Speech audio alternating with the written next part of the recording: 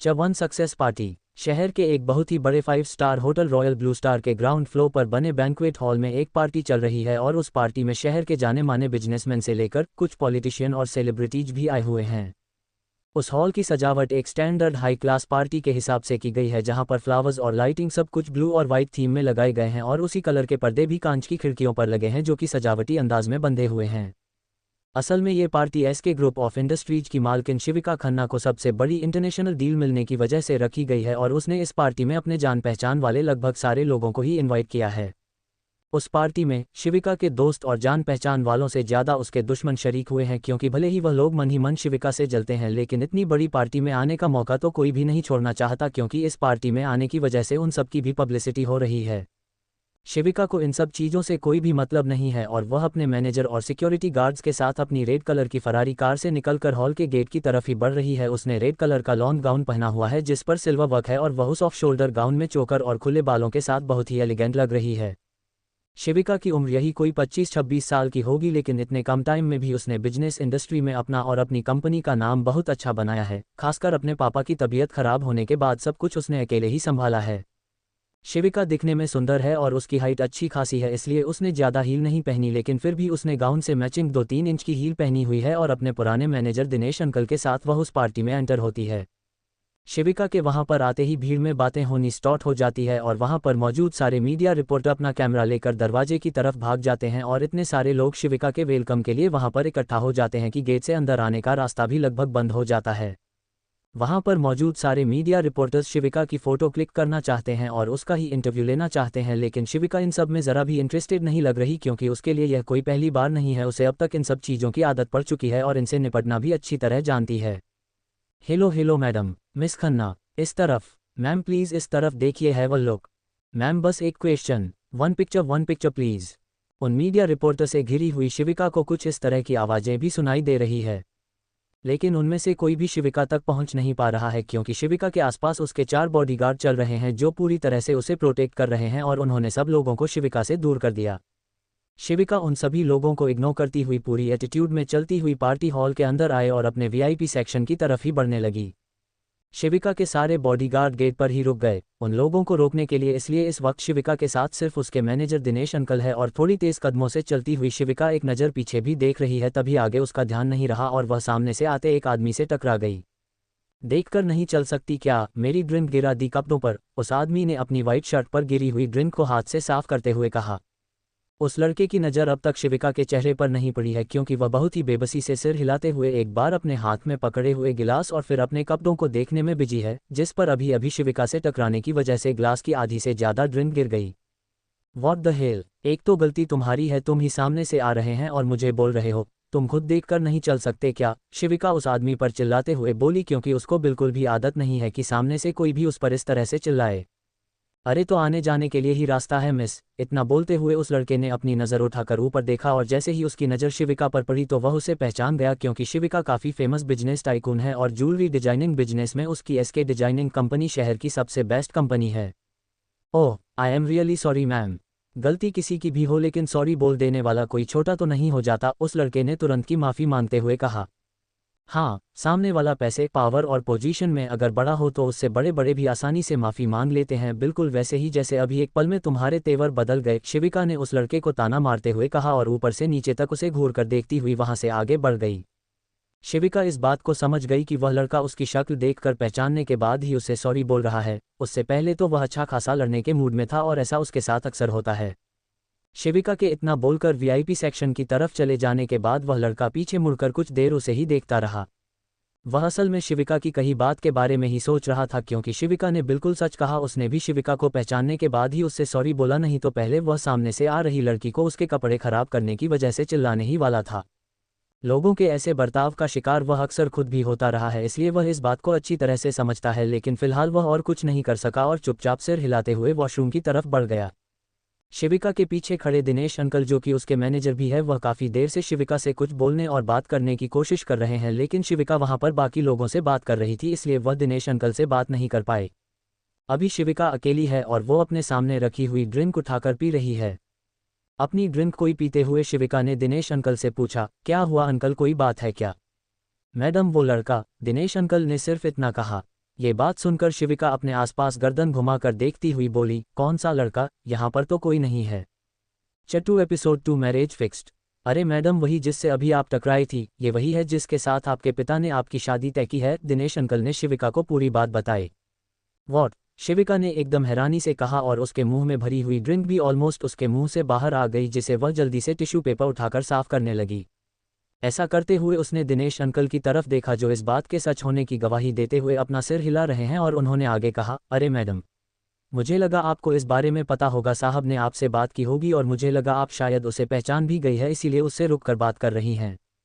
पापा ने सिर्फ एक बार मेरे सामने इस बात का जिक्र किया और मैंने हमेशा की तरह उन्हें मना ही कर दिया था, तो फिर इस बात का क्या मतलब है कि उन्होंने मेरी शादी तय कर दी? मैं ऐसे कैसे किसी से भी शादी कर सकती हूँ? शिविका ने उसी तरह हैरानी और मना करने वाले एक्सप्रेशन के साथ कहा। दिनेश अंकल शिविका की इस बात पर कुछ भी नहीं बोले, क्योंकि वह भले ही अब शिविका के लिए काम करते हैं, लेकिन पहले वह उसके पिता के मैनेजर थे और तब से ही उनके साथ काम कर रहे हैं। वह भी चाहते हैं कि शिविका की शादी हो जाए, लेकिन शिविका ने उन सबसे मना किया हुआ है और यह कहा कि उसे किसी से भी शादी नहीं करनी। शिविका को लगता है कि उसके पैसे, पावर और स्टेटस को देखकर तो कोई भी उससे शादी करने के लिए तैयार हो जाएगा, इसलिए वह किसी को भी इस तरह का कोई चांस नहीं देना चाहती। इसके बाद से शिविका पूरी पार्टी में उस लड़के को ढूंढती रही, लेकिन वह उसे दोबारा कहीं पर भी नजर नहीं आया। बाकी सारे लोग वहां पर आकर शिविका से बात कर रहे थे और शिविका ना चाहते हुए भी उनमें से कुछ लोगों से बात कर रही थी और उनकी बातों का जवाब दे रही थी, लेकिन उसका ध्यान तो अब उस लड़के में ही लगा हुआ था। वह लड़का लगभग शिविका का ही हम उम्र होगा, इसके अलावा वह दिखने में भी हैंडसम और अट्रैक्टिव था, क्योंकि शिविका ने सिर्फ 2 मिनट ही उससे बात की होगी और वह उसका चेहरा अब तक भूली नहीं है, जबकि नॉर्मली वह इतने सारे लोगों से मिलती है और उसे सबके बारे में जल्दी याद नहीं रह जाता। अपनी वो पार्टी खत्म होने से पहले ही शिविका अपने घर वापस आ गई, क्योंकि उसके पापा अभी कुछ देर पहले ही घर वापस आ गए थे। शिविका को इस बारे में अपने पापा से बात करनी है और इसीलिए वह पार्टी से घर के लिए निकल गई। शिविका का घर नहीं बल्कि पंजाब के लुधियाना शहर के वीआईपी एरिया में बना हुआ एक बहुत ही बड़ा और खूबसूरत मैंसन है, जो कि वृंदा मैंसन के नाम से जाना जाता है, क्योंकि शिविका की स्वर्गीय मां का नाम वृंदा था और उस मैंसन के बाहर इस नाम का बड़ा सा बोर्ड भी लगा हुआ है। शिविका अपनी फरारी कार से ही घर वापस आए और उसका ड्राइवर कार ड्राइव कर रहा है और दिनेश अंकल आगे ड्राइवर के साथ बैठे हुए हैं। वह कार में अकेले ही पीछे की तरफ बैठी हुई है। उसे अपने पापा से शादी के बारे में बात करनी है और हमेशा की ही तरह इस बार भी साफ तौर पर शादी के लिए मना कर देना है, इसलिए ही वो पार्टी खत्म होने का इंतजार किए बिना ही घर वापस आ गई। घर के अंदर आते ही शिविका ने चारों तरफ देखा, लेकिन उसे उसके पापा घर में नजर नहीं आए, तो उसने तेज आवाज लगाते हुए चिल्लाया, पापा, पापा कहाँ हैं आप, और आप इस तरह से मेरी शादी कैसे तय कर सकते हैं मेरी मर्जी के बिना? शिविका के चिल्लाने की आवाज़ सुनकर ग्राउंड फ्लोर पर ही बने एक कमरे से एक नर्स व्हीलचेयर लेकर बाहर निकली और उस व्हीलचेयर पर अधेड़ उम्र का एक आदमी बैठा हुआ है, जिसकी उम्र यही कोई 50 से 60 साल के बीच होगी। धीमी आवाज में बोलो, इतनी तेज क्या चिल्ला रही हो, काव्या जाग जाएगी, व्हीलचेयर पर बैठे उस आदमी ने शिविका की तरफ देखते हुए कहा। उस आदमी के चेहरे पर एकदम सपाट एक्सप्रेशन है, वह बिल्कुल भी गुस्सा नाराजगी में नहीं लग रहा। वह आदमी कोई और नहीं शिविका के पापा है और शिविका के पापा का नाम मिस्टर देवेश खन्ना है और 3 साल पहले आई पैरालिसिस अटैक के बाद से वह व्हीलचेयर पर ही है, क्योंकि उनके पैर काम नहीं करते, इसलिए ही वह इस तरह अजीब से हो गए हैं, क्योंकि उन्हें लगता है अब वह अपने घर वालों पर बोझ हैं। उनकी वाइफ की डेथ को 10 साल हो चुके हैं और अब घर में शिविका और काव्या के अलावा उनका एक नाकारा बेटा ऋषभ है, जो कि आए दिन बस नशे, पार्टी और अयाशी में डूबा रहता है। उसे घर परिवार, बिजनेस और प्रॉपर्टी से कोई भी लेना देना नहीं है। शिविका के पापा ने उसे सबक सिखाने के लिए उसे पैसे देना बंद कर दिया और उसके बैंक अकाउंट भी फ्रीज करवा दिए। ऋषभ शिविका से सिर्फ 2 साल छोटा है, लेकिन शिविका अपने छोटे भाई को बहुत ज़्यादा प्यार करती है, इसलिए वह अपने पापा से छुपकर उसे पैसे दे देती है। वह नहीं चाहती कि जिस तरह से वो बिजनेस और काम में फंसकर अपनी लाइफ एंजॉय नहीं की, उसका भाई भी उसी तरह सिर्फ काम करने की मशीन बनकर रह जाए, और यह सोचकर उसने लगभग अपने भाई को पूरी तरह बिगाड़ दिया है।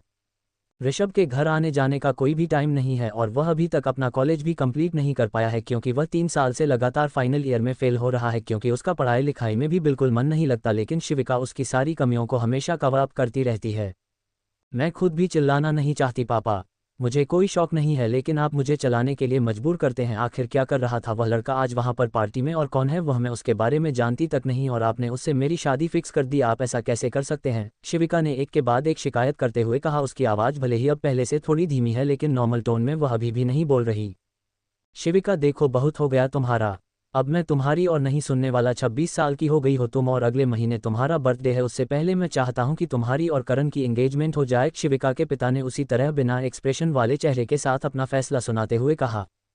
कारण वाओ, उसका नाम भी मुझे अब पता चल रहा है। और यह शादी इतनी इम्पोर्टेंट क्यों है आप लोगों के लिए? और आपको नहीं पता क्या मेरे पास पहले से ही मेरे जीने की वजह काव्या है? और आपको क्या लगता है कौन सा आदमी उसे अपनी बेटी की तरह अपनाएगा? शिविका ने फ्रस्ट्रेट होकर कहा और अपने दोनों हाथों से अपना सिर पकड़कर सामने वाले सोफे पर बैठ गई।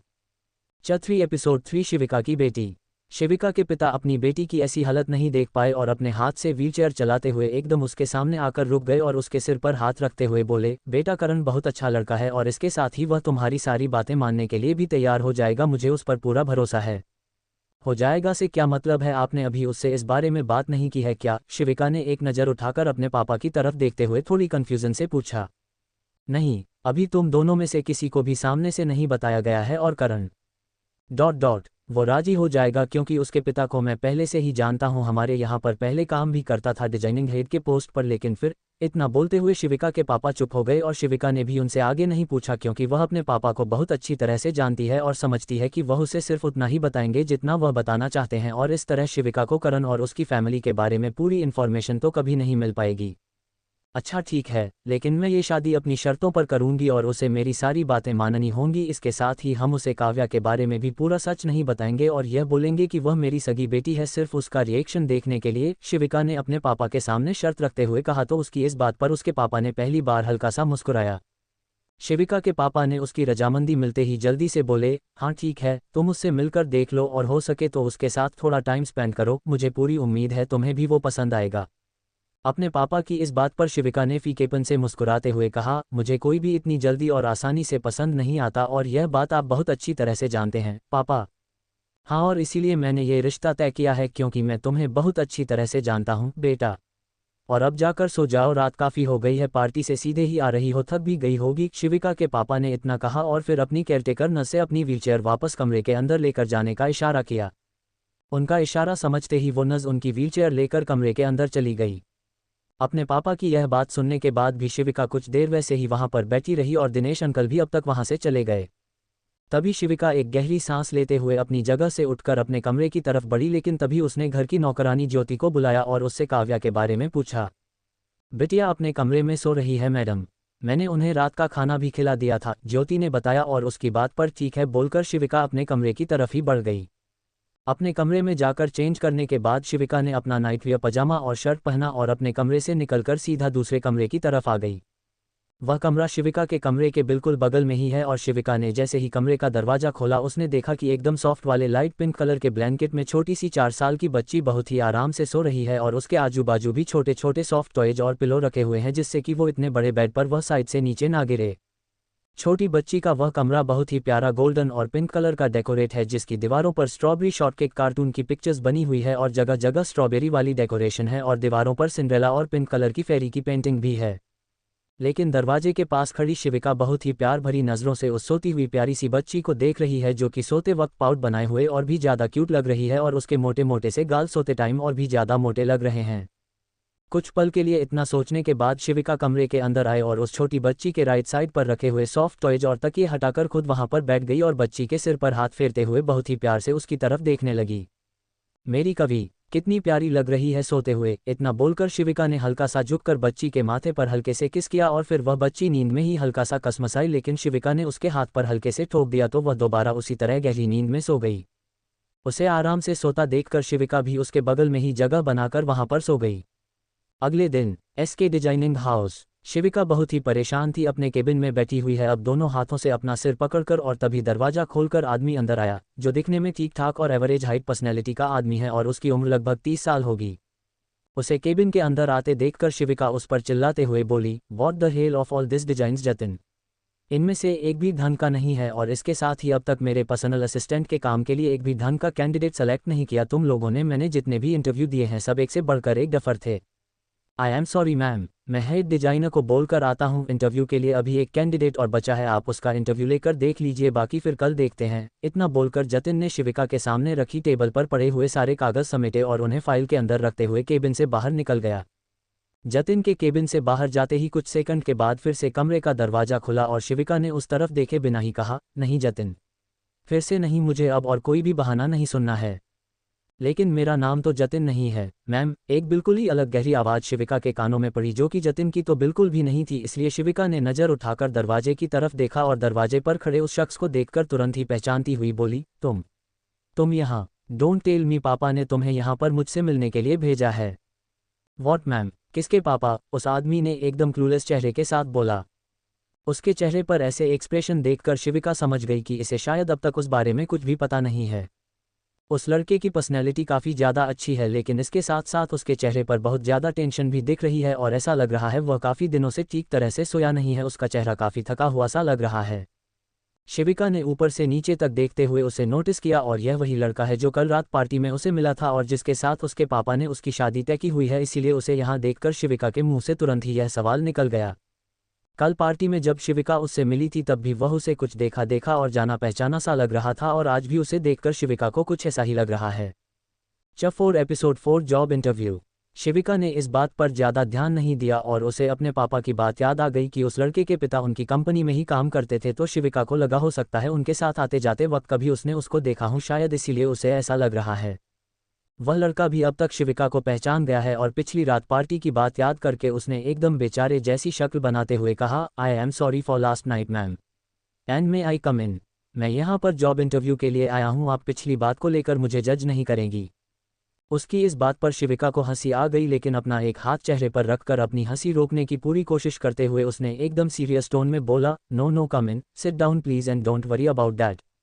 First impression is last impression, सब ऐसा बोलते हैं, लेकिन मैं फर्स्ट इंप्रेशन और लुक से ज़्यादा नेचर और बिहेवियर में मानती हूँ और काम के लिए तो उससे भी ज़्यादा टैलेंट और हार्ड वर्क में। उद्धरण चिन्ह। शिविका का मन तो नहीं कर रहा कि जिस लड़के से उसकी शादी होने वाली है उसके लिए वह अपनी सेक्रेटरी का जॉब इंटरव्यू भी ले, लेकिन उसकी शक्ल देखकर ऐसा लग रहा है जैसे उसे इस जॉब की काफ़ी ज़्यादा ज़रूरत है। इसलिए शिविका सीधे तौर पर उसे मना नहीं कर पाए। असल में शिविका उससे शादी ही नहीं करना चाहती है, इसलिए फिलहाल उसने अपने पति के रूप में भी नहीं सोचा और उससे उस बारे में कोई बात भी नहीं की। वह एकदम प्रोफेशनली उसका इंटरव्यू लेने लगी, लेकिन वह लड़का बीच बीच में शिविका की तरफ देख रहा है और उसकी बातों के बारे में सोच रहा है। शिविका ने उसका बायोडेटा देखकर कहा, oh you are well qualified but not enough experienced for this job. इससे पहले तुम किसी के सेक्रेटरी नहीं रहे हो? यस मैम, मुझे पर्सनल असिस्टेंट या सेक्रेटरी की जॉब का कोई एक्सपीरियंस नहीं है, लेकिन मैं आपसे इतना प्रॉमिस कर सकता हूं कि मैं आपको डिसअपॉइंट नहीं करूंगा। Please give me this job, I really need that. उस लड़के ने एक तरह से रिक्वेस्ट करते हुए कहा और शिविका फाइल में उसका नाम पढ़ते हुए बोली, mister Karan Malhotra, son of mister Ashish Malhotra. Wait, आपके फादर यहाँ पर काम कर चुके हैं हमारी कंपनी में as a designing consultant? Yes ma'am, उन्होंने यहाँ पर 10 सालों तक काम किया है और आपके पापा के साथ उनके काफ़ी अच्छे रिलेशन भी हैं। करण ने जैसे उसे नौकरी पर रखने के लिए एक और वजह देते हुए कहा। उसकी यह बात सुनकर शिविका ने हाथ में पकड़ी हुई फाइल वापस टेबल पर रखते हुए कहा, करण तुम्हें क्या लगता है हम इस तरह से रिक्वेस्ट करोगे और अपने पापा का नाम मेरे पापा के साथ लोगे तो ये सब देखकर मैं तुम्हें आसानी से काम पर रख लूँगी? नो नो मैम, मेरा ऐसा कोई भी इरादा नहीं है और मैं किसी की सिफारिश पर भी यहाँ पर नहीं आया हूँ। वह तो मैंने जॉब वैकेंसी देखी और मुझे इस वक्त जॉब की ज़रूरत है, तो बस यह इंटरव्यू देने के लिए आया हूँ, बाकी आपकी मर्जी। करण ने अपनी तरफ से पूरी बात एक्सप्लेन करते हुए कहा।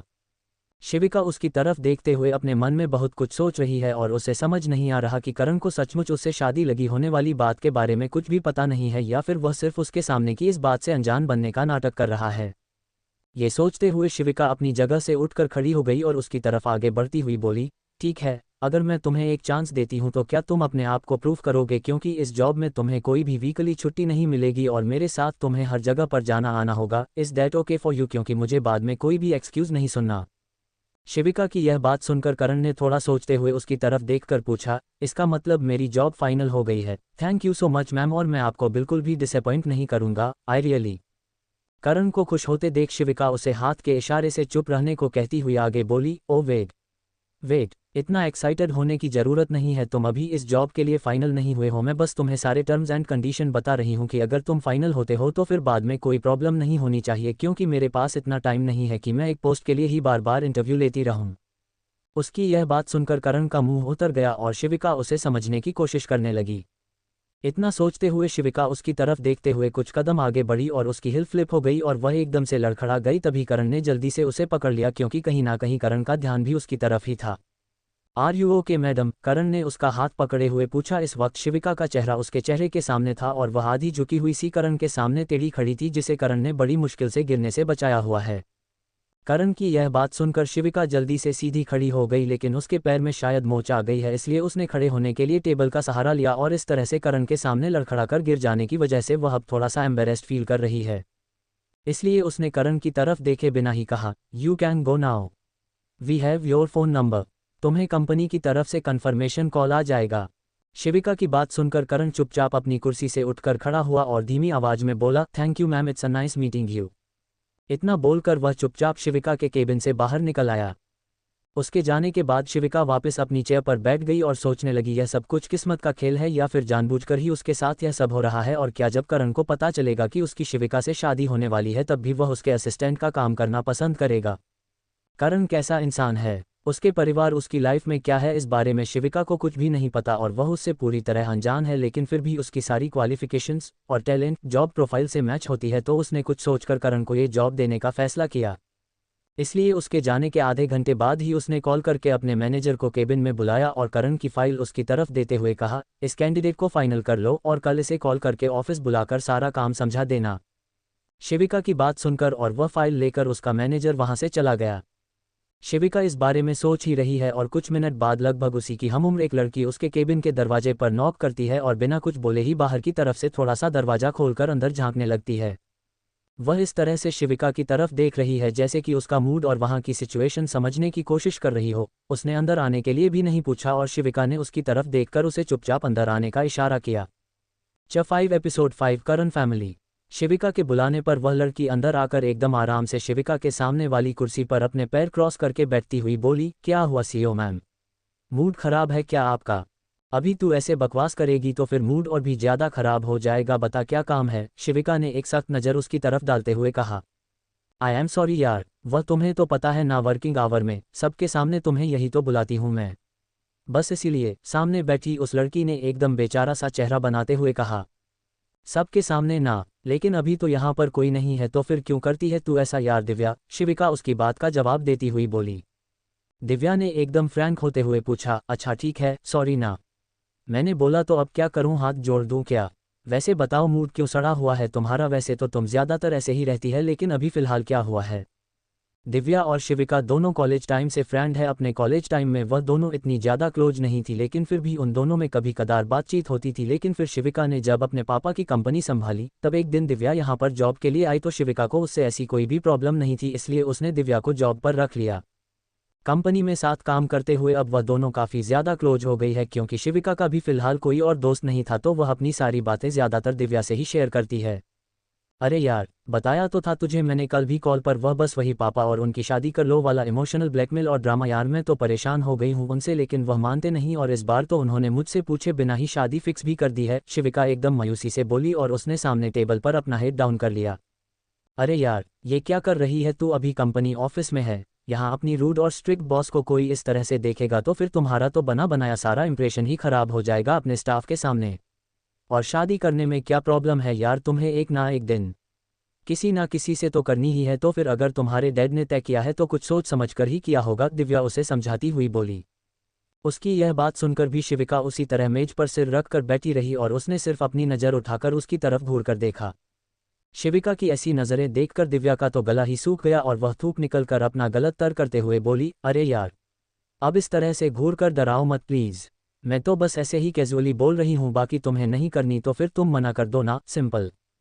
हाँ हाँ ठीक है, जिससे भी बताओ वह यही बोलता है, मेरी सिचुएशन तुम में से कोई भी समझ नहीं सकता यार, मैं अकेली तो हूँ नहीं, मेरे साथ काव्या भी तो है और इसके अलावा मुझे कोई भी इंटरेस्ट नहीं है, क्योंकि मुझसे जो भी शादी करेगा वह सब मेरे पावर, पैसे और रेप्यूटेशन के लिए। तुम्हें लगता है कोई भी मेरी बेटी के साथ सिर्फ शिविका खन्ना को अपनाएगा? शिविका ने सीधे होकर बैठते हुए उससे ये सवाल किया, तो उसकी बात पर दिव्या भी थोड़ी देर के लिए सोच में पड़ गई।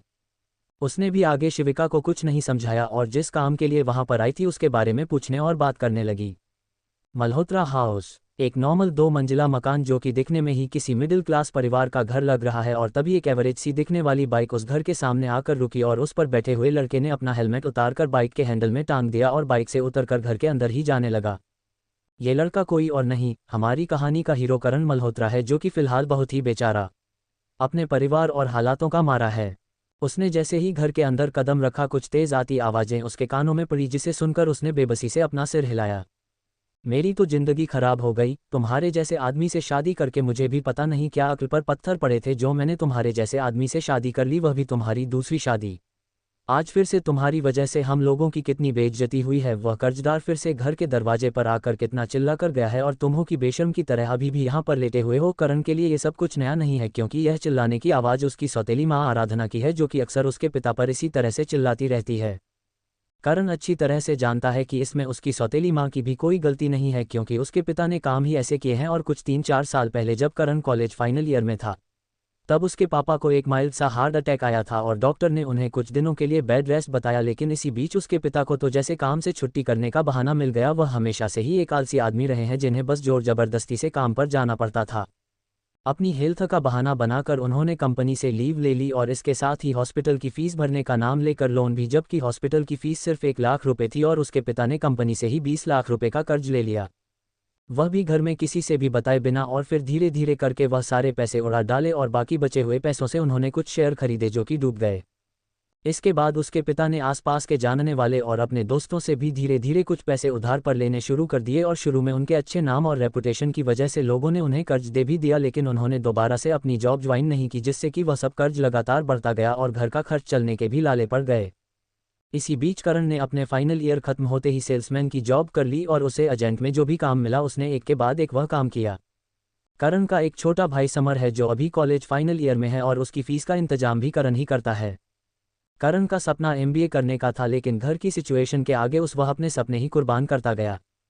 करण की मां की डेथ उसके जन्म के टाइम ही हो गई थी और अपनी मां से रिलेटेड उसे कुछ भी याद नहीं, लेकिन उसे लाइफ में कभी भी मां का प्यार नहीं मिला। उसकी सौतेली मां उसके साथ बहुत बुरा बर्ताव तो नहीं करती है क्योंकि फिलहाल करण ही घर का पूरा खर्च उठा रहा है। च6 episode 6 mind stuck on her.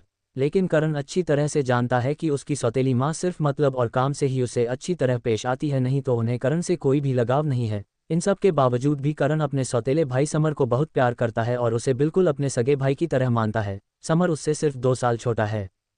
Summer भी करण को एकदम अपने सगे बड़े भाई की तरह ही मानता है और उसकी हेल्प करने के लिए समर भी कॉलेज के बाद एक कोचिंग इंस्टीट्यूट में पार्ट टाइम कुछ स्टूडेंट्स की क्लासेस लेता है क्योंकि वह पढ़ने में एक ब्राइट स्टूडेंट है। वह सब सुनते हुए करण मेन गेट से अंदर आया और चुपचाप दबे पांव अपने कमरे की तरफ बढ़ने लगा क्योंकि वह रोज रोज के होने वाले इस लड़ाई झगड़े का हिस्सा नहीं बनना चाहता। लेकिन उसकी सौतेली माँ का चिल्लाना अभी भी जारी है और उसके पिता काफ़ी देर से ये सब कुछ सुन रहे हैं। लेकिन तभी एकदम से उसकी माँ पर चिल्लाते हुए बोले, बस करो आराधना, अब बहुत हो गया और वैसे भी मैं लेटा हुआ हूँ तो तुम्हें इससे क्या परेशानी है। तुम्हें पता है मेरी तबीयत ठीक नहीं रहती और वैसे भी मेरे उठकर बैठने से कौन सा सारी मुसीबतें हल हो जाएंगी। जिन मुसीबतों की वजह तुम खुद हो वह भला कैसे तुम्हारी वजह से कम हो जाएंगी। तुम तो बस मुसीबतें बढ़ाने का ठेका लेकर बैठे हो। मेरे ही कर्म फूटे थे जो मैं यहाँ पर आकर फंस गई, आराधना ने अपने मन ही मन में बड़बड़ाते हुए कहा। लेकिन उसकी आवाज़ इतनी तेज थी कि करण और उसके पिता दोनों को पूरी बात सुनाई दी, लेकिन उन दोनों ने ही उनकी बातों को पूरी तरह इग्नोर कर दिया और करण भी अपने कमरे में चला गया। करण रोज रोज की इन सब चीज़ों से तंग आ चुका है और इसीलिए उसने आज एसके डिजाइनिंग हाउस में पर्सनल असिस्टेंट की पोस्ट के लिए अप्लाई किया क्योंकि इस पोस्ट के लिए वो कैंडिडेट को काफ़ी अच्छा पेमेंट दे रहे हैं। और करण को जब इस बारे में पता चला तो उसे लगा अगर उसे यह जॉब मिल जाएगी तो उसके घर की पूरी तो नहीं लेकिन शायद थोड़ी बहुत प्रॉब्लम तो सॉल्व हो जाएंगी। लेकिन उसे शिविका का बिहेवियर थोड़ा सा अजीब लगा अपने लिए, इसलिए उसे लग नहीं रहा था कि वह उसे जॉब कर रखेगी। लेकिन करण को भी शिविका थोड़ी जानी पहचानी सी लगी और उसे ऐसा लग रहा था जैसे उसने शिविका को कहीं तो देखा है। इसके अलावा जब लड़खड़ाकर उसके ऊपर गिरी और करण ने एकदम करीब से उसका चेहरा देखा तो उसकी मेमोरी में से एकदम कुछ उसके चेहरे के सामने फ्लैश हुआ और उसका टच भी उसे एकदम अनजाना नहीं लगा। वह समझ नहीं पा रहा है कि वह ऐसा क्यों फील कर रहा है, लेकिन इस वक्त उसका सबसे ज़्यादा फोकस जॉब पर है। लेकिन फिर भी जॉब से ज़्यादा वह अब शिविका के आसपास रहने के लिए ये जॉब चाहता है। वह बस मन ही मन इस बात को लेकर खड़े कर रहा है कि उसे कैसे भी करके बस ये जॉब मिल जाए। यही बात सोचते सोचते करण करके अपने बेड पर लेट गया। उसमें अपने दोनों हाथ पैर के नीचे रखी और कल रात की पार्टी से लेकर आज ऑफिस की शिविका के बारे में सोचने लगा और उसे ऐसा लगा जैसे शिविका अपने अंदर बहुत कुछ छुपाए रहती है और उसे शिविका के बारे में और बहुत कुछ करीब से उसे जाने का मन हुआ। तभी एकदम से उसके कमरे का दरवाज़ा खुला और लगभग उसी की तरह दिखने वाला एक लड़का जिसकी हाइट उससे कुछ कम होगी और वह थोड़ा सा दुबला पतला था एकदम से आकर बेड पर करण के ऊपर ही लेट गया और बोला, क्या हुआ भाई, आपको जॉब मिल गई ना? मुझे पता था मेरा भाई इतना टैलेंटेड है, कोई उसे कैसे मना कर सकता है। सैमी, पहले तू हट मेरे ऊपर से, अब तू 10 साल का नहीं है जो अभी भी मेरे ऊपर गिरता पड़ता रहता है। उसका कंधा पकड़कर उसे साइड करते हुए करण ने कहा, भाई आप कितने अनरोमांटिक और रूड हो, क्या होगा मेरी होने वाली भाभी का? बेड पर उठकर बैठते हुए समर ने एकदम नौटंकी करने वाले अंदाज में कहा। भाभी, कौन भाभी? तुझे लगता है इस घर और ऐसे माहौल में लाकर मैं किसी भी लड़की की जिंदगी बर्बाद करूंगा?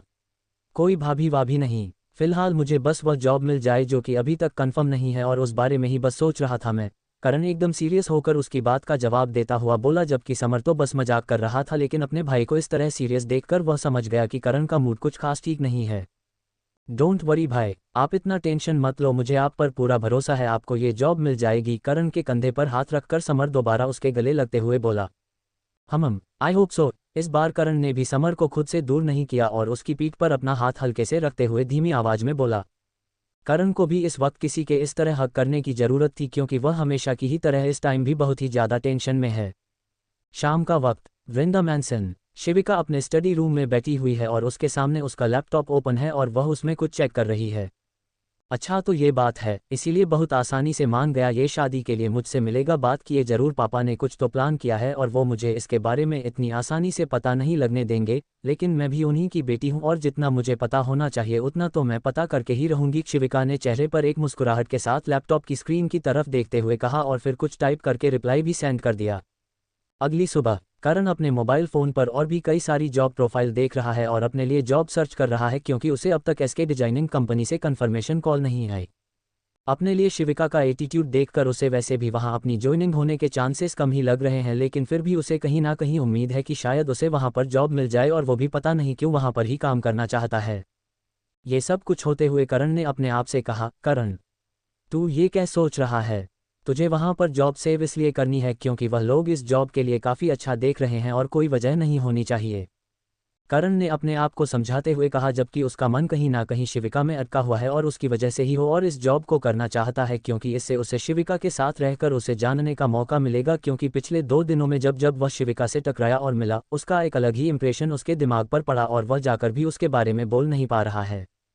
करण इन सब चीज़ों के बारे में सोच भी रहा है कि तभी उसका मोबाइल फ़ोन रिंग होता है और स्क्रीन पर अनजान नंबर फ्लैश हो रहा था।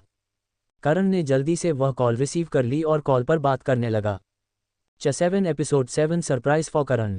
कॉल पर बात करने के 1 घंटे के बाद करण रेडी होकर घर से निकल ही रहा था। उसे ऑफिस से जॉब के लिए कंफर्मेशन कॉल आ गया और वह बहुत ही खुश था। जाने से पहले वह कुछ सेकंड के लिए अपने घर में ही बने छोटे से मंदिर के सामने रुका। उसने भगवान के सामने अपने दोनों हाथ जोड़ते हुए मन ही मन उन्हें जॉब कंफर्म होने के लिए थैंक यू बोला और फिर तुरंत ही वहां से निकल गया, क्योंकि उसे 10 बजे बजने से पहले ऑफिस भी पहुंचना था, क्योंकि आज से ही उसकी ज्वाइनिंग होने वाली है। करण अब अपनी इस जॉब से ज़्यादा शिविका से मिलने को लेकर एक्साइटेड है, क्योंकि उसका काम शिविका के साथ रहना, उसका शेड्यूल देखना और उसके सारे काम की एक चेकलिस्ट तैयार करना, बेसिकली उसका यही काम है जो उसे फ़ोन पर समझाया गया है। करण घर से बाहर निकलने वाले दरवाजे की तरफ बढ़ा ही था कि तभी पीछे से उसके पिता ने उसे आवाज़ लगाई, करण करण बेटा कहाँ जा रहा है तू? 1 मिनट इधर आ, मुझे तुझसे बहुत ज़रूरी बात करनी है। पीछे से अपने पापा के इस तरह टूटने वाली आवाज़ सुनकर करण ने बेबसी और फ्रस्ट्रेशन से अपनी आंखें कसकर बंद करें और फिर एक हाथ अपने सिर पर रखता हुआ वहीं पर रुक गया। अपने पापा की बुरी आदतों और हरकतों की वजह से करण उन्हें कुछ खास पसंद नहीं करता। इसके अलावा वह हमेशा ही हर काम में कुछ ना कुछ अडंगा लगाते रहते हैं और यह बात भी करण को नहीं पसंद, लेकिन फिर भी वह उसके पिता है, इस वजह से वह पूरी तरह से उन्हें इग्नोर नहीं कर सकता और इतनी बुराइयों के बाद भी वह चाहकर भी उनसे पूरी तरह नफरत नहीं कर पाता। अपने आप को नॉर्मल करते हुए करण उनकी तरफ मुड़ा चलकर उनकी तरफ आते हुए बोला, क्या हुआ पापा? मैं जॉब के लिए जा रहा हूं और वापस आकर बात करता हूं, क्योंकि अगर अभी मैं यहां पर रुका तो मुझे लेट हो जाएगा। अरे बेटा मेरी बात तो सुन ले, वह तेरी नौकरी से भी ज़्यादा ज़रूरी है और एक बार तूने मेरी बात मान ली ना तो फिर तुझे कभी ऐसे नौकरी के चक्कर में धक्के भी नहीं खाने पड़ेंगे। करण के पिता, जो अब तक हॉल के सोफा पर लेटे हुए थे, वह उठकर बैठते हुए बोले। उनकी बात करण के कुछ पल्ले नहीं पड़ी, इसलिए वह कन्फ्यूज़न और नायकीनी से उनकी तरफ देख रहा है, क्योंकि उसे अपने पिता की ऐसी बातों पर ज़रा भी विश्वास नहीं है। क्या बात कर रहे हैं पापा? कौन सी ऐसी आपकी लॉटरी लग गई है जो ये सब कुछ बोल रहे हैं, या फिर हमेशा की तरह बस ऐसे ही हवा में? करण ने उसी तरह अविश्वास से कहा। लॉटरी ही समझ लो बेटा, वैसे क्योंकि मैंने तुम्हारी शादी तय कर दी है, वह भी बहुत ही अमीर परिवार की लड़की, ऊपर से उसके पिता को तुम बहुत पसंद हो, तो उनकी तरफ से रिश्ता फाइनल है और हमारी तरफ से भी। कल ही तुम्हारी सगाई है, इसलिए ही मैं आज बता रहा हूँ। करण के पिता ने बहुत ही ज़्यादा खुश होते हुए कहा। वह उस लड़की के सौतेले पिता है? क्या फिर उनका दिमाग खराब है जो आप जैसे आदमी से रिश्ता जोड़ रहे हैं? और मैं तो उनसे मिला तक नहीं, आखिर उन्हें मुझ में ऐसा क्या पसंद आ गया? और यह कोई टाइम है मजाक करने का? कल सगाई?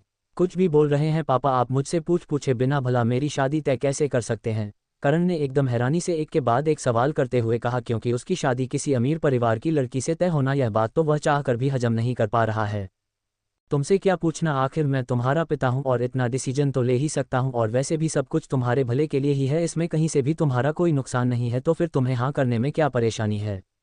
कोई और लड़की है क्या पहले से ही? करण के पिता ने उससे सीधे ही पूछा। अपने पापा की यह बात सुनकर करण की आंखों के सामने पता नहीं क्यों शिविका का चेहरा आया और उसके दिमाग में बार बार शिविका का ही नाम भी। लेकिन फिर भी वह वापस दरवाजे की तरफ बढ़ता हुआ बोला, नहीं, कोई नहीं है। लेकिन फिर भी यह शादी सगाई जैसा इतना बड़ा डिसीजन आप कैसे ले सकते हैं अकेले, और अब मुझे सिर्फ एक दिन पहले बता रहे हैं और अभी मेरे पास टाइम नहीं है, मैं वापस आकर बात करता हूँ इस बारे में, हो सके तो कैंसिल कर दीजिए। इतना बोलते हुए करण तेजी से घर से बाहर निकल गया, क्योंकि अब इसके लिए उसके पास दो रीजन है। एक तो वह अपने पिता की ऐसी बातों को कुछ देर के लिए अवॉइड करना चाहता है, उसे तो इस बात पर यकीन नहीं हो रहा कि उसके पिता ने उसकी शादी और सगाई तय कर दी है, यह उसके लिए आज तक का सबसे बड़ा सरप्राइज है। इसके अलावा उसे अपनी नई जॉब के लिए लेट भी हो रहा है और वह पहले ही दिन लेट होकर अपना इंप्रेशन खराब नहीं करना चाहता। पूरे रास्ते भर उसके दिमाग में अपने पिता की कही बातें ही चलती रही और दूसरी तरफ वह ना चाहते हुए भी बार बार शिविका के बारे में भी सोच रहा है, और उस लड़की के बारे में तो उसे कुछ पता भी नहीं है जिससे उसके पिता ने उसकी शादी और सगाई तय कर दी है। इन सब के बीच करण बहुत ही ज़्यादा टेंशन में है। उसने ऑफिस बिल्डिंग में अपनी बाइक पक्की और लिफ्ट में पहुंचकर उसने चौथी फ्लोर का बटन दबाया और लिफ्ट बंद ही होने वाली थी कि तभी एक लड़की दौड़ते हुए आई और उसने अपनी हील लिफ्ट के बीच में रखकर लिफ्ट को बंद होने से रोका और फिर जल्दी से अंदर आ गई। उसने भी चौथे फ्लोर का ही बटन दबाया। करण अपनी सोच में इतना ज़्यादा गुम है कि उसने पहले उस लड़की की शक्ल भी ध्यान से नहीं देखी, लेकिन तभी उस लड़की का मोबाइल फ़ोन रिंग हुआ और उसने अपने बाल पीछे करते हुए मोबाइल फ़ोन कान से लगाया, तो ना चाहते हुए भी करण की नज़र उस लड़की के चेहरे पर पड़ गई। वह कोई और नहीं, उस कंपनी की मालकिन और उसकी होने वाली बॉस शिविका खन्ना थी, जो कि अपने मोबाइल फ़ोन पर बात करने में बिजी है। उसने अपने पीछे खड़े करण पर बिल्कुल भी ध्यान नहीं दिया, लेकिन करण तो शिविका को देखने के बाद जैसे सब कुछ भूल गया है और बस उसी में खोया हुआ खड़ा अब उसके बारे में सोच रहा है। असल में शिविका ने लिफ्ट के अंदर आते ही करण को देख लिया था, इसलिए उसे अवॉइड करने के लिए ही उसने एक बार भी पीछे मुड़कर नहीं देखा और चुपचाप सामने की तरफ देखते हुए ही कॉल पर बात कर रही है। असल में लिफ्ट के दरवाजे पर ग्लास फिनिश है जिसमें उसे करण का चेहरा साफ दिख रहा है। करण इससे ज़्यादा कुछ भी सोच पाता इससे पहले ही चौथे फ्लोर पर लिफ्ट पहुंच गई और लिफ्ट का दरवाजा खुला तो शिविका तेज कदमों से लिफ्ट से निकलकर सीधा ऑफिस के अंदर गई और अपने केबिन की तरफ बढ़ गई। फ्लो का नंबर देखकर करण भी अपने ख्यालों से बाहर आता हुआ लिफ्ट से भी बाहर आया और नहीं पाया कि शिविका इतनी जल्दी कब, कहाँ और किस तरफ चली गई।